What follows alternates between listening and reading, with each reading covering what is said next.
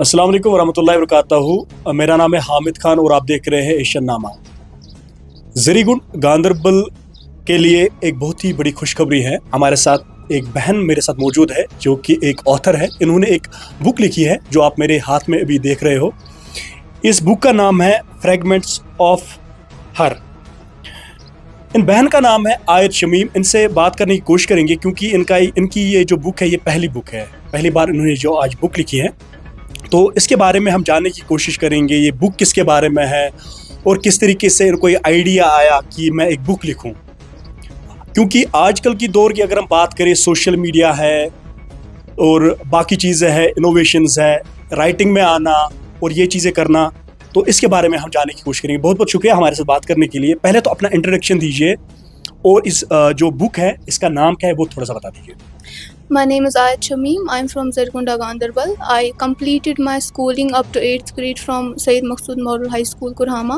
I then pursued my 9th and 10th grades from Kirmania Model High School, Batwina. And I then completed my 11th and 12th grade from Boys Higher Secondary School, Kurhama. And currently I am the first semester student at Government Degree College, Ganderbal.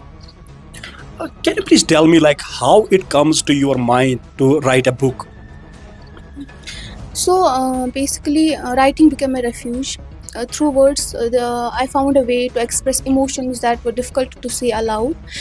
And every page I wrote helps me understand myself a little better and reminded me that healing is a journey rather than a destination. And my dream is to inspire the people who are struggling by showing them that even after the heartbreaks, disappointments, and losses, it is possible to rebuild a meaningful life. And if my story inspires only one person to keep going, then sharing it will have worthwhile. How long did it take you to write a book? So it took me around 20 months to complete this 20. book. 20 months.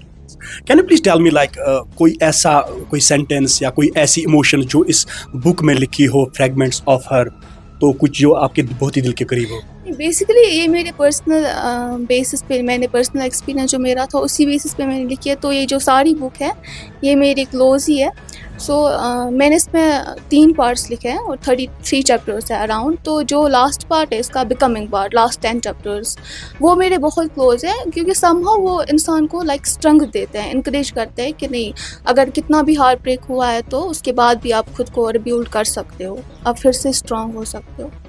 तो ये बता दीजिए, जिस तरीके से आजकल की अगर हम बात करें, सोशल मीडिया की रील्स हम देखते हैं, वीडियोस देखते हैं, राइटिंग उसकी तरफ बहुत ही कम तवज्जो है और बाकी चीज़ें। मुझे ये बताइए किस तरीके से आपने ये ठाना कि हाँ मुझे बुक ही लिखनी है, और क्या लगता है आपको कितने ऑब्स्टेकल्स हैं और कितना ये मुश्किल है कि राइटिंग में आना आजकल के दौर में?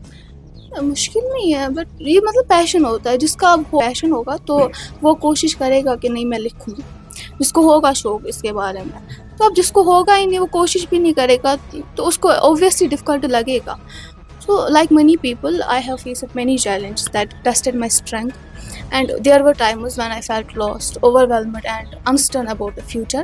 And those moments of pain became turning points that taught me courage and importance of hope and patience.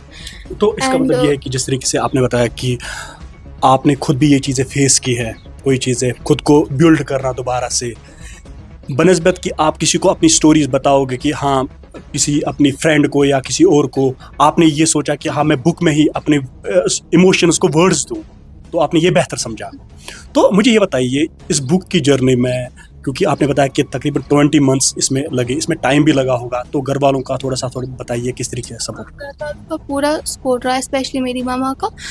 वो पूरी तरह से मेरे साथ थी जब से मैंने राइटिंग स्टार्ट की। उनको पहले से ही पता था, तो उनका बहुत ज़्यादा सपोर्ट रहा इसमें। तो ये बताइए जिस तरीके से अगर हम बात करें, अगर हर्ट जो ब्रेक होता है तो बाकी चीज़ें होती है, तो हर किसी को एक सोसाइटी में अगर हम बात, ये जनरल बात है, तो क्रिटिसिज्म हर किसी को फेस करना होता है। तो क्या लगता है आपको क्रिटिसिज्म एक इंसान को किस तरीके से लेना चाहिए और इसको किस तरीके से फेस करना चाहिए? नहीं, इस चीज़ पे स्टक नहीं होना चाहिए। अब दोनों सबकी लाइफ में आते हैं, सैक्रिफाइसेस, कंपैरिजन, कॉम्प्रोमाइज़, ये करना होता है, ये होता है लाइफ में। तो लेकिन हमें उस चीज़ पे स्टक नहीं होना है, हमें उस चीज़ से बाहर जाना है। क्रिटिसिज्म भी हमें उस वे में लेना है जैसे हमें कोई फ़र्क ही नहीं पड़ा।